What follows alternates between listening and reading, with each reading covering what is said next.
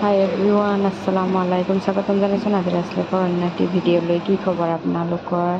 আশা কৰোঁ ভালেই আছে। ময়ো ভালে আছোঁ। এয়া চাওক, মই লৈ লৈছোঁ মূলা। আজি বনাম মূলা শাক। শাকখিনি ঠাৰিৰ পৰা এৰুৱাই ভালকৈ ধুই ল'লোঁ। ধুই শাকখিনি মিহি মিহিকৈ কুটি চেপি পানীখিনি পেলাই দিছোঁ আৰু ইয়াতে অলপ নিমখ দি দিছোঁ। এতিয়া মই শাকৰ লগত খাবলৈ শুকান জলকীয়া কেইটামান ভাজি লৈছোঁ। কোনে কোনে শাকৰ লগত শুকান জলকীয়া খাই ভাল পায় বাৰু কমেণ্ট কৰি জনাবচোন।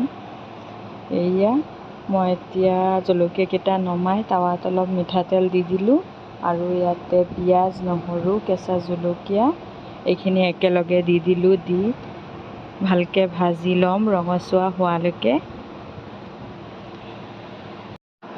আপোনালোকে স্কিপ নকৰাকৈ ভিডিঅ'টো শেষলৈকে চাব বুলি আশা কৰিছোঁ।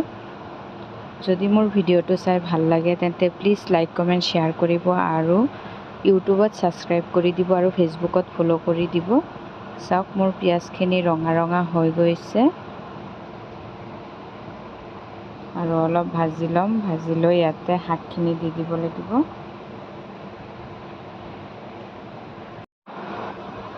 এয়া মই শাকখিনি দি দিছোঁ।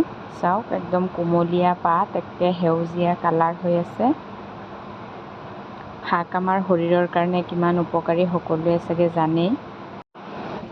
গৰম গৰম ভাতৰ লগত গৰম গৰম শাক আৰু লগত শুকান জলকীয়া, ক'বই নালাগে আৰু কিমান টেষ্টি খাবলৈ। যোনে যোনে শাক ভাল পায় সেইসকলৰ বাবে এই ৰেচিপিটো। দেখিছেনে কালাৰটো ইমান ধুনীয়া। সিজি যোৱাৰ পিছতো কি ধুনীয়া কালাৰ হৈ আছে, একদম সেউজীয়া। নতুন নতুন ওলাইছে মূলা শাক, খায়ো ভাল লাগিছে। গেছটো অলপ কমাই ৰাখি এনেকৈ মই লাহে লাহে শাকখিনি ভাজি লৈছোঁ।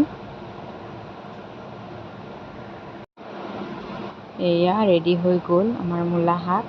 তো বাই বাই, আল্লাহ হাফিজ।